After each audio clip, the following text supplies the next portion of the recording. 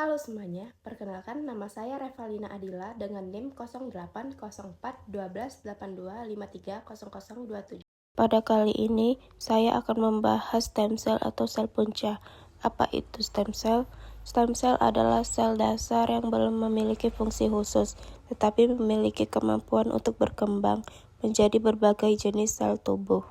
Stem cell mempunyai dua kemampuan utama, yaitu self-renewal atau memperbanyak diri, dan diferensiasi, yaitu berubah menjadi sel yang lebih spesifik sesuai kebutuhan. Karena kemampuannya tersebut, stem cell sangat penting dalam dunia medis, terutama untuk menggantikan sel yang rusak atau mati. Jenis stem cell dewasa. Stem cell dewasa ditemukan di berbagai jaringan tubuh dan memiliki fungsi-fungsi yang berbeda.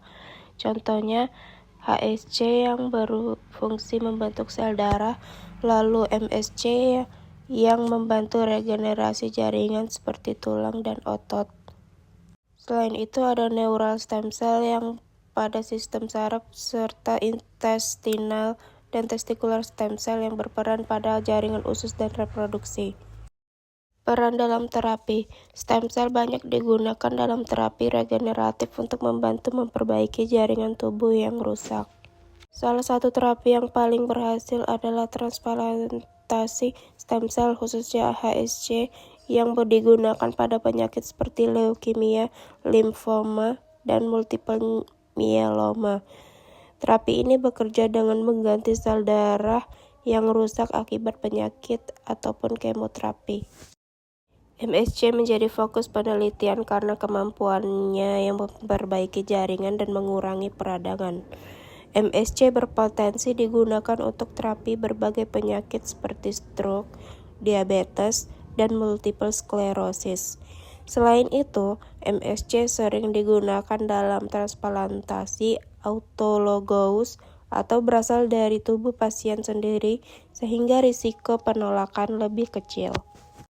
Perkembangan stem cell modern ditandai dengan munculnya iPSC. Teknologi ini memungkinkan sel biasa diprogram ulang menjadi stem cell. Penemuan ini sangat penting karena dapat mengurangi ketergantungan pada sel embrio serta menjadi solusi yang lebih etis dalam penelitian stem cell. Keamanan dan risiko. Walaupun memiliki banyak manfaat, terapi stem cell juga memiliki beberapa risiko. Risiko tersebut antara lain pertumbuhan sel abnormal atau tumor, ketidakstabilan genetik, serta efek samping jangka panjang. Karena itu, penelitian lanjutan masih diperlukan agar terapi stem cell menjadi lebih aman dan efektif. Metode penelitian. Penelitian ini menggunakan metode studi literatur atau review jurnal ilmiah. Pendekatan yang digunakan adalah kualitatif, yaitu dengan menganalisis berbagai penelitian sebelumnya untuk memahami perkembangan terapi stem cell secara menyeluruh. Potensi masa depan. Stem cell memiliki potensi besar di masa depan, terutama dalam pengobatan penyakit degeneratif dan regenerasi organ. Selain itu, stem cell juga berpotensi digunakan dalam personalized medicine atau terapi yang disesuaikan dengan kondisi masing-masing pasien. Penelitian terus dikembangkan agar terapi stem cell menjadi lebih efektif dan dapat digunakan secara luas. Mekanisme kerja stem cell. Stem cell bekerja dengan beberapa mekanisme penting.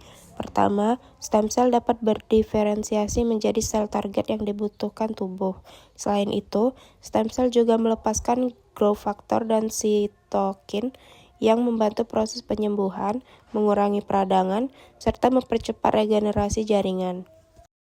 Kelebihan dan kekurangan stem cell. Stem cell memiliki banyak kelebihan seperti mampu memperbaiki jaringan yang rusak, berpotensi menjadi terapi jangka panjang, dan dapat digunakan untuk berbagai penyakit. Namun, terapi ini juga memiliki kekurangan seperti risiko tumor, biaya yang mahal, dan masih dalam tahap pengembangan. Karena itu, penggunaan stem cell masih terus diteliti agar lebih aman dan terjangkau. Sebagai kesimpulan, stem cell merupakan teknologi medis yang sangat menjanjikan dalam dunia kesehatan.